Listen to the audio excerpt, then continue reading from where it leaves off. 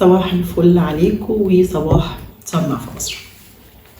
لسه في الشركات الهندسية والجزء اللي هو الخاص بتشكيل الحديد والديب اندستري بارك، وعرفنا ان احنا عندنا شركات في الحتة دي كتير. طيب كلنا في بيوتنا ثلاجات وغسالات وبوتاجازات وبنشتري من ماركات معروفة، سواء ماركات هي مصرية 100% أو شراكة ما بين شركات مصرية وبراندات أجنبية بس بتتصنع في مصر، أو براند أجنبي وبيجي يصنع في مصر. حلو كل الكلام ده، بس الشركات دي عشان تشتغل وتقدر تعمل لك الغسالة ولا البوتاجاز في كذا حاجة بتحصل عشان أقدر أعمل لك البوتاجاز. في إن أنا أشكل الجسم المعدني بتاع البوتاجاز والكلام ده كله، في شوية حاجات كده أنا ببقى محتاجة محتاجة شوية أكسسوارز حواليها.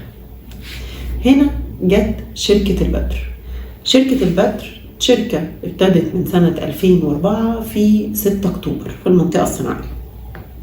عملت قالت لك أنا هخش في حتة محدش دخل فيها في مصر قبل كده.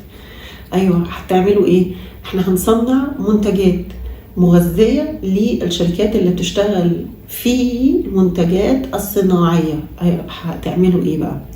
قال لك احنا هنعمل الكاوتش بتاع السيليكون، هنعمل الجوان بتاع الباب بتاع الفرن، هنعمل ضفائر الكهرباء، الجوان بتاع باب التلاجة، عارفين كده نقعد نفتح ونقفل التلاجة، ده الجوان ده، أجهزة التحكم الحراري اللي بتبقى جوه التلاجة أو اللي جوه البوتاجاز، السخان الزجاجي، البوتاجاز نفسه في الإزاز بتاعه دوت. كل الكلام ده كله تخصصت فيه شركة بدر. على فكرة شركة بدر العملاء بتوعها كل البراندات اللي موجودة بتاعة الأجهزة الكهربائية. يعني يوم ما تلاقي نفسك بتشتغل بكريازي، يوم ما بتشتغل تلاقي نفسك بتشتغل بحاجة فريش، يوم ما تلاقي نفسك ان انت بتشتغل بالجي، يوم ما تلاقي في البيت عندك حاجة تبع توشيبا العربي.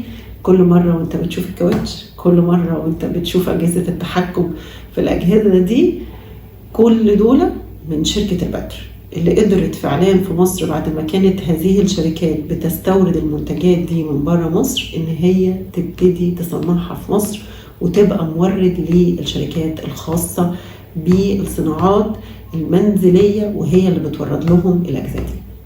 صباح الفل عليكم وصباح صنع في مصر.